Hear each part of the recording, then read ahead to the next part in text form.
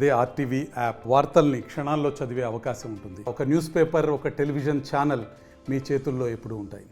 కడప నగరపాలక సంస్థ 50 డివిజన్లలో ఎక్కడ చూసినా కూడా కుక్కల బెడద చాలా తీవ్రంగా ఉంది.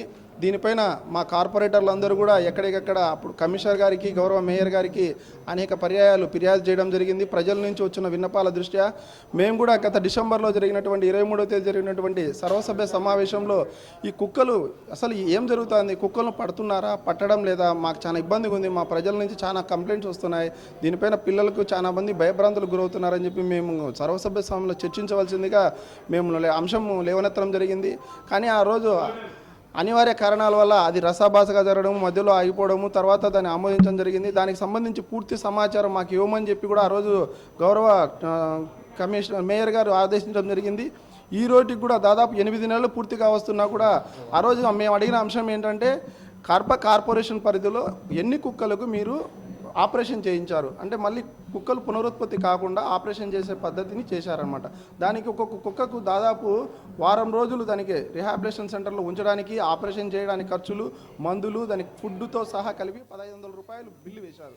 దాదాపు 4500 కుక్కలకు ఆపరేషన్ జరిగినట్టు ఆ రోజున లెక్కల ప్రకారం కార్పొరేషన్ అధికారులు తెలపడం జరిగింది. మేము ఒకటే అడుగుతున్నాము, 4500 కుక్కలు అంటే దాదాపు ప్రతి డివిజన్ నుంచి కూడా ఒక 100 కుక్కల పైన ఆపరేషన్ చేసినట్టు ఆ రోజుకున్న సమాచారం ప్రకారం. కానీ వాస్తవంగా కనీసం 10 కుక్కలు కూడా ఒక డివిజన్ నుంచి పట్టిన పరిస్థితి అయితే పాపనైతే పోలేదు. మనం ఏమడుగుతున్నామంటే కార్పొరేషన్ నిధులను ఇలా పక్కదారి పట్టించి ఎవరో ఇతర రాష్ట్రాల నుండి వాళ్ళకి దోచిపెట్టడం ఎంతవరకు కరెక్ట్? మేము ఒకటి కార్పొరేషన్ ఆదాయాన్ని కాపాడండి, ప్రజల ఆరోగ్యాన్ని కూడా కాపాడండి, రెండూ చేయండి. మీరు ఒకవేళ నిజంగా కుక్కలను ఆపరేషన్ చేసింటే, కుక్కలను అక్కడ పెట్టింటే ఈరోజు పిల్లలు చాలా మంది ఆ కుక్కల కాటు బారిన పడకుండా మనకు మంచి అవకాశం ఉండేది.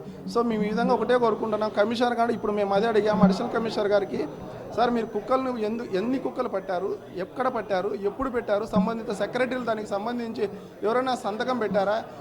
సెక్రటరీలు ఎవరు సంతకం పెట్టకుండా, ఆ ఏరియా ఇన్స్పెక్టర్ సంతకం పెట్టకుండా, హెల్త్ ఆఫీసర్ సంబంధం లేకుండా ఎవరు కుక్కలు పెట్టుకొని వెళ్ళారు, ఎవరు ఆపరేషన్ చేశారు? కానీ పేరుకు మాత్రం 4500 కుక్కలు పట్టినట్టు కార్పొరేషన్ ఆదాయాన్ని గండి కొడుతున్నారు. దీనిపైన పూర్తి దర్యాప్తు జరపమని, దానిపైన ఎవరైనా చట్టపరంగా చర్యలు తీసుకోమని చెప్పి ఈ సందర్భంగా మేము ఇప్పుడు జరిగినటువంటి స్పందన కార్యక్రమంలో కంప్లైంట్ చేయడం జరిగింది. అలాగే పందులు కూడా ఈరోజు కూడా విపరీతంగా పెరిగాయి కడప నగరపాలక సంస్థ పరిధిలో. వాటిపైన కూడా చర్యలు తీసుకోవాల్సిందిగా మేము కోరాము. అలాగే 15th ఫైనాన్స్ చెప్పండి 15th ఫైనాన్స్ సంబంధించి వర్కులు ఇంతవరకు చాలా డివిజన్లలో గ్రౌండింగ్ చేయలేదు, అంటే పనులు మొదలు పెట్టలేదు.